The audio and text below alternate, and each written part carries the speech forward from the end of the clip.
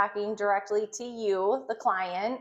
We're going to be talking about what your stylist wishes you knew. So this can lead into just a lot of things, like Pinterest pictures, what reality is versus what the expectation of the client is, consultations, and just what you should be booking as a client on our schedules so that we can ensure you're getting your best results, somewhat close to what your expectation is when you leave the salon. So we're just going to touch base on a few of those things today. So probably I would say the biggest one that our salon has been running into, and we've gotten a lot better about suggesting, like, even if it's a haircut, doing like a haircut consultation or color consultation. Yeah. This just clears up so much before the appointment itself is actually booked. This helps the client to, book the service that they need for their hair. Mm-hmm. We've had a lot of clients booking, they'll book a color thinking that that's what it is. And we need to educate, as stylists, we just need to educate them on what it is that they're needing for their desired style. Mm-hmm. So we've been setting up these consultations, which have Which have been actually been, yeah, huge. have been pretty helpful actually. It allows the client to come in and either like bring in pictures with you to show your stylist. Unfortunately, we're not magicians. I know, I know what. We get that misconception a lot, but unfortunately, what your hair is what us as stylists have to work with. So that can all depend on like what hair care you've done leading up to the appointment, what, you know, I don't know, colors, perm, anything you might have going on in your hair also affects what can be done at your service. This also is okay, you're going to show me this picture of someone who has, obviously from the picture, very thick, long, full Yeah. hair. And you're coming in even with like medium to like short length hair, and you're like, I want this color. Okay, well, we can give you that color in its own way though. Yeah. When you're losing length from a picture to what you actually have, you aren't going to get that full effect and feel out Yeah. of your hair because you just simply don't have the length. So we can't create that look without having the length there. So that is kind of leading into, we get a lot of people who bring Pinterest pictures in, or they just wherever they Yeah. find their pictures from. A lot of what we're running into with these pictures is our great old friend AI Oh, he's great. is, yes, auto generating a lot of unrealistic Hair expectations. hair expectations, which is making it very hard for us as stylists to achieve and make our clients happy. So I just think, like, for recommendation for stylists, just be upfront with your client Yeah. about it. Like, here's the deal, like, that it is an auto-generated photo. I mean, I would love to make it look that perfect, but you can tell an AI photo versus an actual real photo. A better place, I feel like, for clients to get reference from and ideas and inspiration should be either like the stylist Facebook page, their Instagram page, wherever they're posting their work.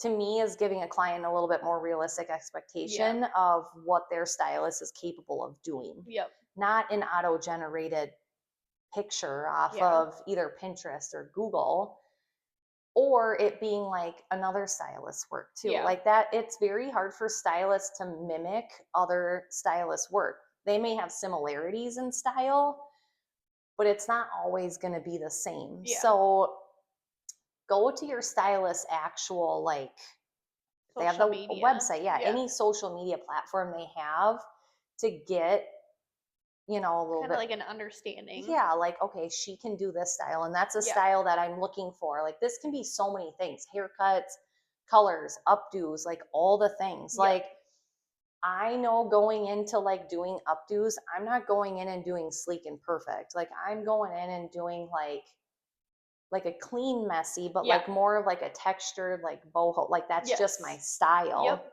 I'm not going to sit here and tell you like, yeah, I can do this perfectly sleek, you know, whatever.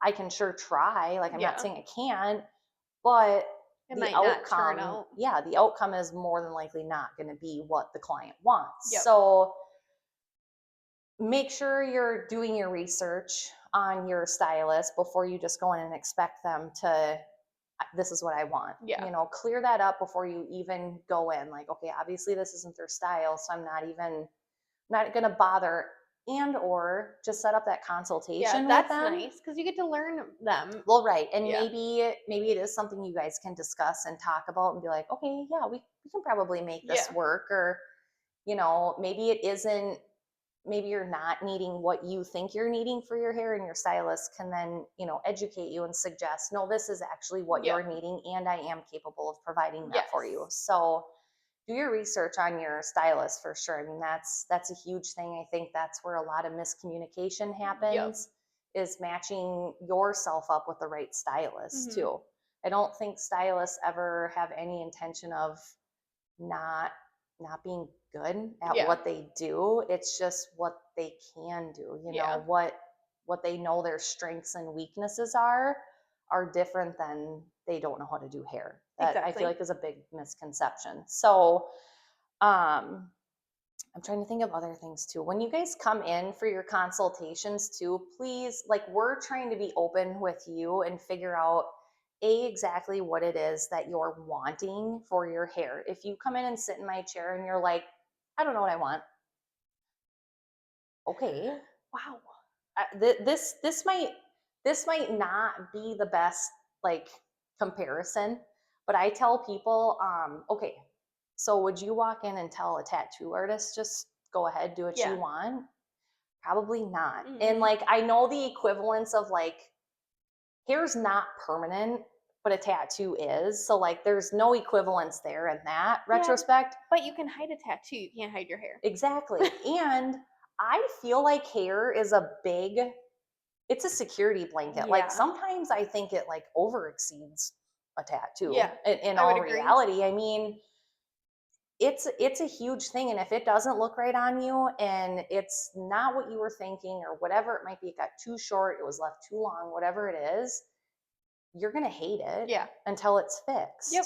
So when you come in for your consultations, bring inspiration pictures. The stylist should be able to navigate you in the direction of like, okay, this is what you need done in order to achieve these results. Yep. B, they need to let you know how realistic the expectation is that you have of your, you know, inspiration Yep. photo and what you currently have.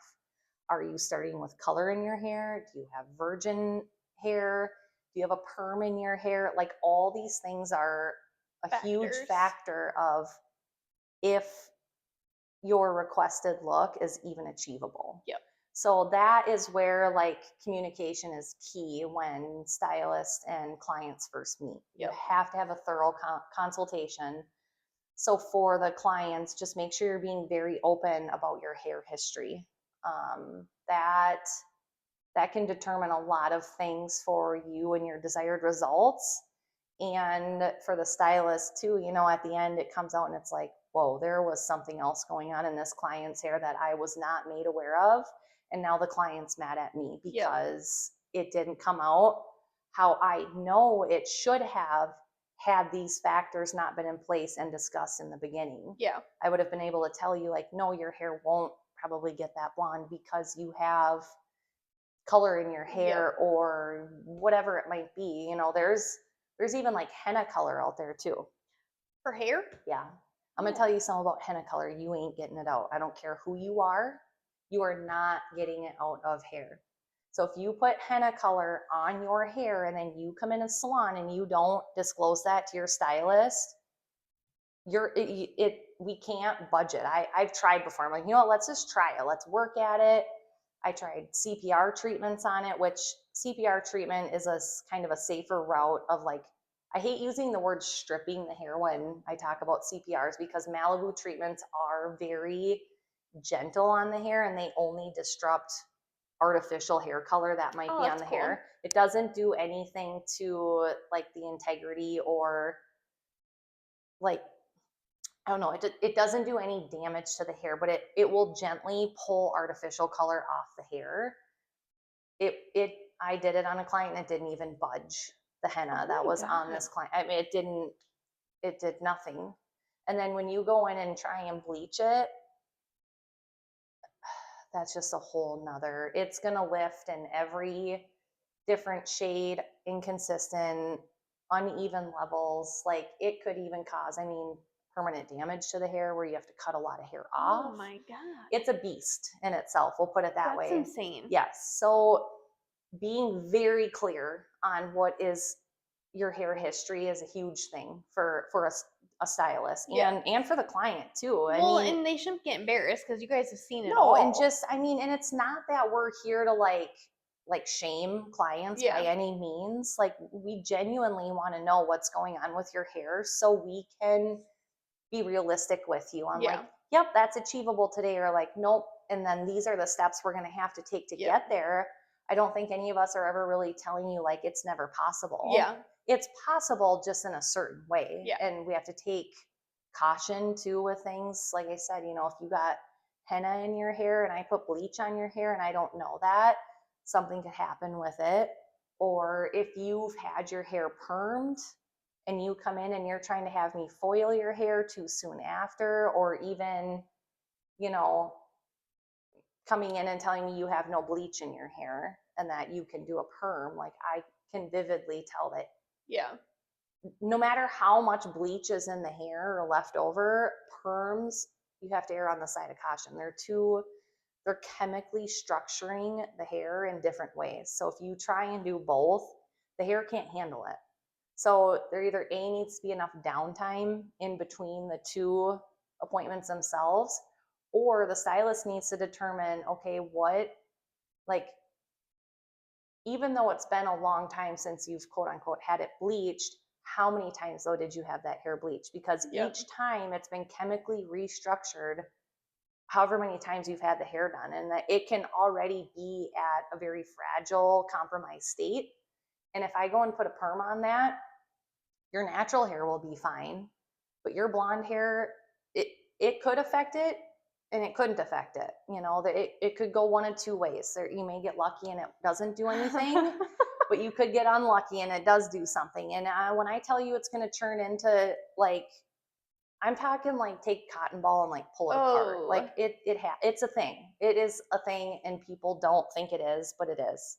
I've watched it happen before. We do lots of test strands at our salon to ensure that the hair can handle it. Because, like I said, sometimes we're unsure. Maybe it won't Yep. do anything bad, but there's always a chance that it could. So we do a lot of test strands, and that's, you know, something to look out for with your stylist too. Kind of, are they looking out for me as their client? Like, are they doing these things? Like, are they doing a test strand? Are they talking through this whole photo with me? Like, Mhm. okay, so do you want your roots to be as dark as hers, or do you want to keep your natural root and add the blonde in on the end? Sometimes clients are picking up a different vision from the photo than like them showing us a picture and we're like, that's what you want. Because I feel like that's how a stylist brain can kind Yeah. of work. So you're telling me that's what you want. Sometimes they'll say, well, no, I just like the tone of this blonde. Oh, okay. So we're just referencing to one part of the picture, not the whole picture. So making sure your stylist is like deciphering this photo with you with a fine tooth comb. Like I said, you want the roots that dark because those are pretty dark compared to what your natural is. If we do that, then you're coming in for more maintenance because you're going to have to come in for touch ups. Or are you wanting to keep your natural and add the lightness in the ends for more of like a seamless, less maintenance grow out? Yep. You know, so deciphering those things is a big thing. We need to make sure we're on the same page. Um, Another thing too we've been noticing is people just booking the appointment just to get an appointment on the books. Yep. And it's far from what they need for their hair. And we can look back in history too, you know, and see like, okay, the last 5 times they were here, they had a partial foil. Mhm. So I guess as a stylist, we could always call and just say, like, hey, is this what you were meaning to book? Because the last few times you've been here, this is what you've had. So, and maybe they have changed their mind and they want something different, which is fine. But there's a difference in, like, is this an easy different or is this a hard different than what you've previously been having done? So just booking an appointment to get the spot is not the proper way to book your No. appointments. If you know and you've consistently been coming to us what we do, or if you are unsure, like, just call us and ask, Yeah. like, hey, what did I have done last time, so I make sure I book the right appointment. Otherwise, the stylist either A, might not have time to do it, or B, it's just not even achievable. So we want to give realistic expectation. We want to try and give you what you want so you're happy when you leave. But when you're expecting the impossible out of a stylist, there's nothing we can do about that. And then at the end of the day, we're kind of held accountable for, like, well, she couldn't do it and she sent me out the door. Well, yeah, I mean, we have to make sure we have a very clear understanding of what it is you're wanting and expecting and what's even achievable when you're there. So just making sure that you're booking the proper service, I guess, so Well, to and if you say. can't add on to it, you can always just call us. We've had before people have booked like a full foil, then they Yep. come in and then they tell the stylist, I want my eyebrows waxed, I want a haircut. Yep. Can you make sure you curl my hair at the end of this? And then the stylist has to then go to a partial or tell them they Yep. can't do X, Y, and Z. Yep. Which Yep. you don't want to tell anybody that. Well, But right. But at the same time too, like, number one, I don't want to be rushing your service either while you're there just to get it all in. And B, like, it can push not the client, it can push the stylist behind, which becomes very frustrating. And then it's going into someone else's appointment time, which isn't fair to my next client who is being punctual on their appointment. They're there on time, maybe even a little early, and I'm just trying to squeeze all these things in. Um, I don't like feeling rushed or whatever. So just always making sure you're booking everything. And when you book a color, most times, I think at most salons, haircuts don't automatically come with it. No. You need a book, if you're at our salon, if you're a guy, we do like a half hour to 45 minutes. And then for women's haircuts, we're booking out like an hour to an hour and a half sometimes. That's a lot of time added onto a color service. So there may be times where you come in, and if you're like, well, I want a haircut too, be prepared to be told no, because that stylist simply just doesn't have time. I feel like if your stylist is like, yep, and you can tell obviously that they're rushing, that'd be a little bit of a red flag for me as a client. I feel like recommending you just come in on another day when I have more time to take the time on you, make sure you're getting the proper experience when you're here, is more ideal than my stylist just being like, yep, let's squeeze it in.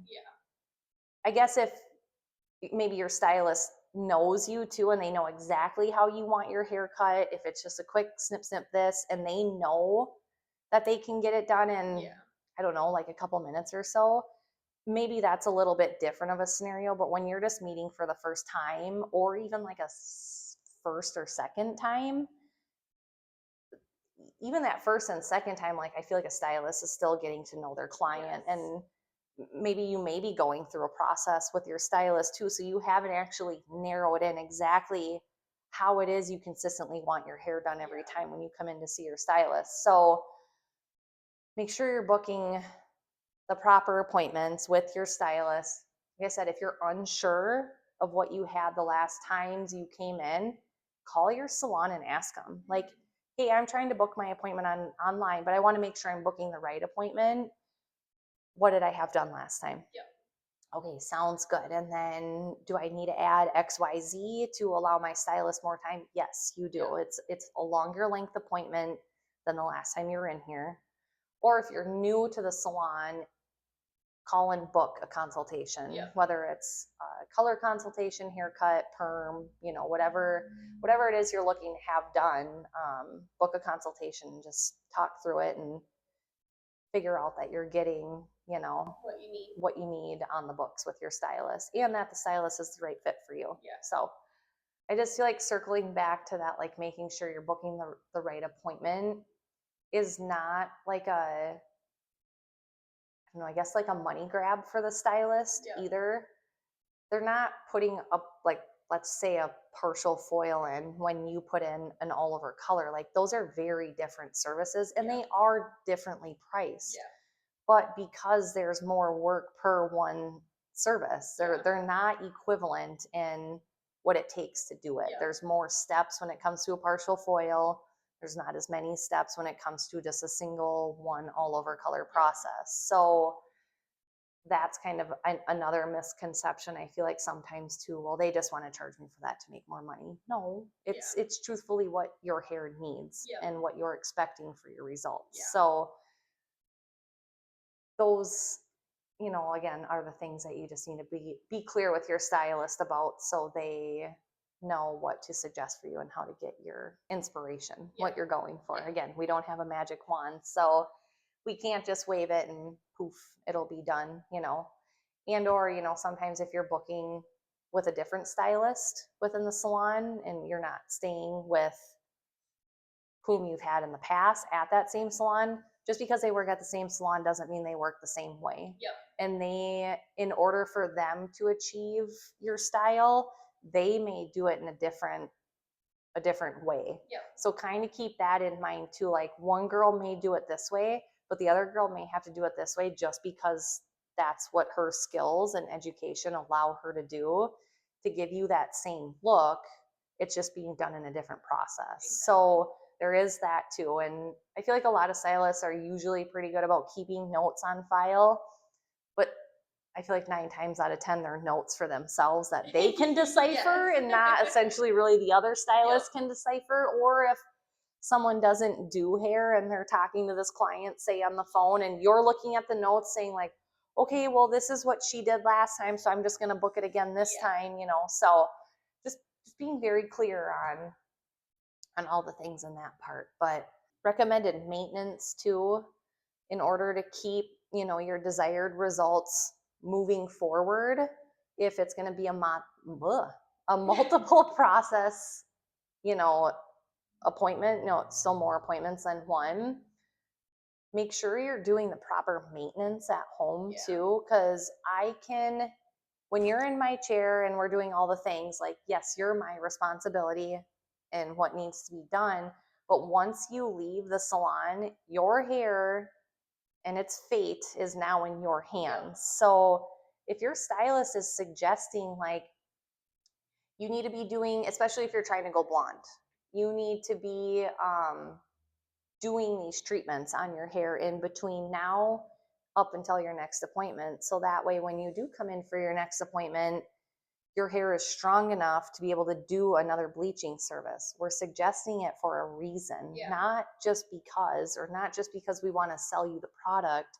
We're suggesting it for a reason. We want to be able to give you the desired results. But if you're not going to work with us on this, it's going to take a lot longer. You're going to get more frustrated. The stylist is going to get more frustrated. And then that's just when client and stylist, I feel like, relationships fall apart. So it's just, again, being open, following directions when it kind of, it sounds silly, but like we're doing it for a reason. So do what we're suggesting.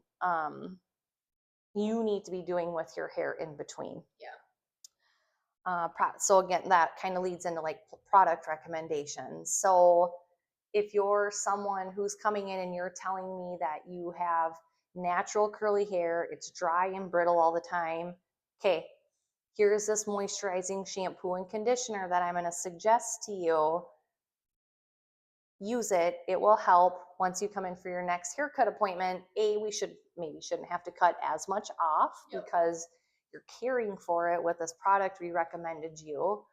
Or, I don't know, purple shampoo because you're someone who has hard water at home and you need to help maintain the toner, versus coming in and being like, well, your toner washed off right away. No, it did not wash off right away.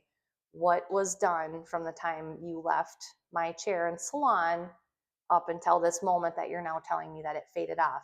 You could have hard water. That is a big thing for blondes. Yes. Hard water not only discolors your hair, but it will also strip off toners too. So I'm telling you to bring home this purple shampoo or whatever it is, they all have different names. Using it the suggested amount of times per your stylist, overusing it is a thing too, will dull down blonde hair. It can cause it to discolor as well too. We are only using this to maintain. That is it. We're maintaining the toner I put in your hair. So with that being said, typically you only need to be washing your hair with this like once every like third or fourth shampoo, depending on how much you wash your hair. It does not need to be done every single time. If that's the look you're going for, that's fine, but just know it's not going to be a bright blonde. Toner means tone. It's going to tone it down. So it's not going to have bright vibrancy to it. It'll also turn your hair a hue of purple. Yep, I've been there. Yep, I think a lot of people have because there's a misconception with how to be using it. Everyone thinks I need to use it more. It's going to make my hair brighter and blonder. That is not. Soap is what I would do. No. That is not how it's supposed to be being used. But if that's the style you want, that's fine. You use it all the time. But this is like, okay, I feel like it's getting a little too golden or brassy or whatever it is that you're seeing, then use it. A lot of the times I feel like people are like, oh, wow, look, it made my hair brighter. But because you're not using it every day, it made your hair brighter. You're using it the suggested amount of times your stylist is recommending. So take the suggestions from your client or your stylist as what products you should be using if you're making the investment in your hair. You want, you're paying for an expensive haircut or you're paying for an expensive chemical service. Take the suggested products that your stylist is recommending to you because you've already made the investment in your hair. Why aren't you going to protect that investment? So just take the suggestions. Just trust us on this point. It's going to help, get you to your desired style ultimately in the end. That's what we're here for. We're professionals in this industry for a reason. So, I mean, I don't know. I think I'd take my advice, not to be biased or anything, but just saying, I promise your hair will be what you want it to be if you take these steps. So, I feel like you said, it's important to know who your stylist is and to look at what they produce. Well, there's been so many times. Well, okay, fun fact, before I got these last hair extensions, I said I want this hair color, and you texted me and you go, that's your you, hair. ma'am. Yeah, one of her inspiration photos she sent me, she's like, she sent me a couple of them one night because she was coming, like, you're just going to be coming in for an appointment, right? And she sends me these pictures and she's like, I like these. I said, well, funny story, but the third one that's you. It was your hair at one point in time, but we change it so often. We're always kind of changing and, doing whatever. But yeah, it was like, lo and behold, look at that, like you might be your own inspiration. You could be, you never know. And you were, you're like, God, look at that girl's hair. And you're like, oh, that's me. Yeah. So, I mean, just going on and you're going to see, on a stylist social media, like they post a lot of blondes or they post a lot of darks or vivid colors, whatever. I mean, if you're just, hey, I'm going to try out this salon, I'm going to go to so-and-so, and you get there and realize like you're more of a natural, looking for a natural stylist, and this person is like a vivid color, you just got to make sure. It might not mesh, and that's okay. That's totally 100%. Fine. But they might be able to recommend like, well, I work with so-and-so and she's more of like a lived-in blonde or whatever it might be it is that you're looking for. So that's another reason why you should just go start with the salon itself. If that's how it's set up, go to that stylist social media and say, okay, yes, this is the style I am looking for. She should be able to get me somewhat of what I'm looking for, if Yep. not perfectly what I'm looking for. Yep. So, like I said, all stylists have strengths and weaknesses. It's not that they're bad at hair. No. They just have a stronger area and a weaker area, and that's fine. I feel like that's how a lot of people's jobs work. Normal. Pretty normal. Yep. Can't be good at everything. Exactly. You'll spiral. It'll get out of control. Just narrow it in on, Yep. as a stylist, what it is that I'm good at, and give your clients a realistic expectation.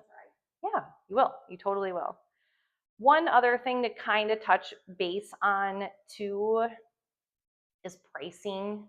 And I know that this can be a very touchy area when coming into it. A lot of salons, I can't speak for all, but I can speak for ours. We are a starting at prices that can be and will be subject to change in order to achieve desired results. We make sure we stress that to people because we don't want you guys thinking, I'm booking this $100 full foil, and that's what you're leaving expecting to pay. Yep.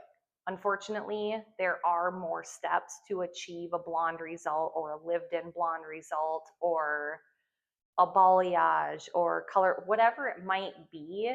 They're starting at, but that's not saying that I don't know how much hair you have when you're coming in.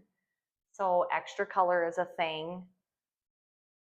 If you say I want a foil, sometimes foil can be dark foils, sometimes a foil can be light foil, so blonde. Blondes 9 times out of 10 are going to require a toner. So that is an additional charge. It's additional time spent with the stylist. So the stylist needs to be compensated for that extra time and the cost of that product that's being used on it. We are also a tiered salon too. Not all salons are tiered salons. So starting prices change based off of your level stylist you're with too. So you may be looking at, say, one of our junior stylists starting at price, but you're booking with a master stylist. Yeah. You have to keep an eye out for that stuff too. Prices are going to change simply right there based on level and experience. So keep an eye out for those things when you're booking, and know that if I book this $100 full foil, you're not just walking out paying $100. Yeah.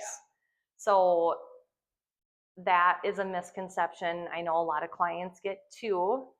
Again, book that consultation if you have a budget, which a lot of people do, and that's fine. Book the consultation so we can discuss what your desired results are and if it is achievable within your budget. Yes, we will try our best to budget it for you. Maybe we have to take it in smaller increments so you're not paying so much at a time and we just need to stretch it out a little bit. That's fine. I think a stylist should be able to adjust accordingly to that. Or if you're someone who's like, nope, let's get it done today, I'm ready for this. Okay, well then we can do that too. Let's get after it. But never hold your stylist to a price. Yeah. Unless they are like, this is what it is, it will not go over this. Don't hold your stylist to a price. We are trying our best, like I said, to give you what it is that you want for your hair, but these are the steps and the things that it's going to take to get there. And that's how we work. We work based off of what it is that you need, and those come with a price too. They do. It's how we structure. It's how stylists make money at the end of the day. So again, not just I'm throwing this on there because I want to. I'm putting this on there because this is what you need, and I also need to be compensated for my time that I'm spending on you to do this. Yep. So like I said, I know that can be kind of a gray area too, and sometimes stylists can be afraid to charge the client for it too because they're worried about them being upset about pricing. Myself as a client, if that's what I need for my hair, that's what I need for my hair. I can't go in expecting you to, this is only going to be what it's going to be. And I don't know, I've just always, like, anytime I go in for hair, I go in with I always go in with like, this is going to cost me a lot. I don't know why, and maybe it shouldn't always be that way, but if, like I said, if that's something, if price is something that you need to worry about because you have a budget, just book a consultation with Yep. your client and be very clear about that. Like, this is what I have, I'm able to spend on my hair. Can we adjust accordingly to that?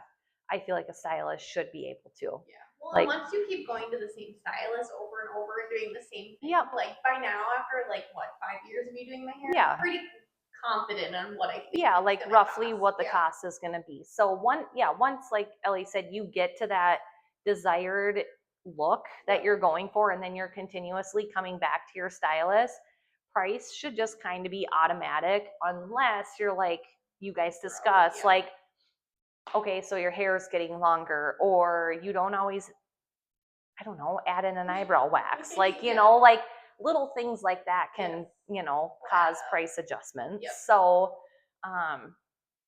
again, yeah, just be very open with your stylist. Like, this is my budget. I can't go over. We don't want to give you guys some surprise bill at the end Yeah. either. But if you don't make note of that, then we don't know either. I feel like a lot of us are very good at letting clients know, okay, if you want that, that is fine. But just so you know, it's going to cost this much more in order to do it. And it's going to take more time. So we might have to break this up and put it in a different appointment. If you want that, that's fine. I can't do it all today. And just so you know, it is going to cost more. Yeah. So that's another thing to look out for, you know, your stylist as well too, is making sure they're being very open about pricing, what, you know, steps you're going to have to take in order to achieve that desired result, and that those steps could cost more money. So again, I know pricing can get very, it's an uneasy topic to talk about, but it's something, again, that we need to be open about, client to stylist and stylist to client. So don't beat around the bush with it, just be open about it. Also, I think all of us, our experience, the world is turning into a more expensive place, unfortunately, every single day. Expectations of hair colors and styles are also coming with a price for stylists too. So you're coming in and wanting, you know, this look or whatever it is, and then we're giving, you know, a quote on it, and people are like, whoa, like back in the day when I got a partial foil, it started at this.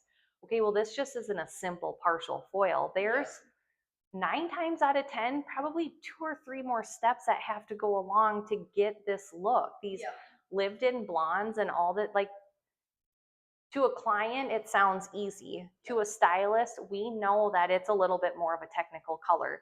It's going to cost a little bit more money. Our products are increasing in price. Our tools are increasing in price. Education. If your stylist is constantly staying educated, there's probably, we're going to need to be some compensation for that, because what you're getting is, you know, it's quality. So you're paying for your quality truly at the end of the day. So don't come in, you know, expecting like, I'm going to get all this done and it's only going to cost me $100. Well, no, that's not realistic. Your expectation of your desired results are not matching the price of what this is going to cost. So times have changed. These hair services are costing more. Not only that, but the timing of them is taking longer too. I know I have a lot of people that are like, I'm going to be there for 4 hours. Yeah, you haven't had your hair done, let's just say in 2 years. And let's just say they wanted to be as blonde, solid blonde as you, but all the way up to the root. Do you know how many foils we have to put in your hair to achieve that? A lot. And it's going to take a lot of steps. Like, if I'm trying to pack in that many foils because you want to be as blonde as you possibly can, and it's been 2 years since you've been in to get your hair done, you should probably expect to be there for at least that amount of time if you want it to turn out nice and blonde like you want it. So yes, set the time aside to come in and see me if it's been 2 years since you've been in my chair and you want to be as blonde as possible. So we have to have a realistic expectation on how long things take too. And I don't think people are putting all that together right now. So the reality versus the expectation that people are seeing, like on TikTok and Pinterest and I don't know, Instagram, Facebook, whatever it is, like, oh, well, she got it. Okay, well, let's ask her how long she spent sitting in the chair and how much it costed her. Yep. Like, if you have a budget too, I mean, you're only going to get so much time in the stylist chair because that's, you're budgeting. The stylist is also budgeting, what they can afford to have you sitting in their chair for a desired result that you're trying to achieve. So, yeah, we can start out by foiling you, but we might have to break it up into smaller sessions to get you to your achieved or to your desired results. And it may take a little bit of time at a lower cost, which is okay. And then not waiting so long in between appointments is very helpful for a stylist to try and keep up with your appointments the best you can, because if you're waiting, we get a lot of people say, well, it's been years since I've done anything to my hair. Okay, that to a stylist is like, this is going to be a lot of work. Yeah. To a client, they're thinking, I haven't had anything done in a long time. This should be easy for them, because they think I don't have color in my hair, or it should work really good, right? Because it's been so long. No. Total misconception. Say you're someone who had been coloring their hair dark, it's been 2 years, you now come in and you want like light pieces through the end or whatever it might be. You more than likely have 4 inches of regrowth on the top, all that old color left in your ends, because rule of thumb, unless you've had your hair pre-lightened and bleached or it cut out, the color is still in there. Yep. So we're dealing with two things now: virgin hair and non-virgin hair. So when I go to put that bleach on there, it is not going to lift the same.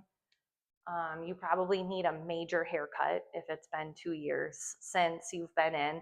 This is going to take time and a lot of work. So be prepared as the client to A, it's probably going to be a little more on the pricey side, and B, you're going to be there for a little while. But you have to understand also, you haven't been in 2 years. So think of not being in 2 years and then coming in for a 1-day appointment. So I'm trying to condense 2 years of no hair maintenance into one appointment.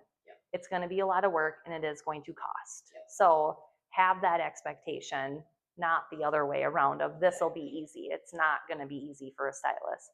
Again, it's all based on the situation and the scenario, but you're more than likely going to require a lot of work. So just to clear that one up there. I feel like that one's been a big misconception lately. But so yeah, I guess just circling back, just as a client, make sure you're being very open with your stylist.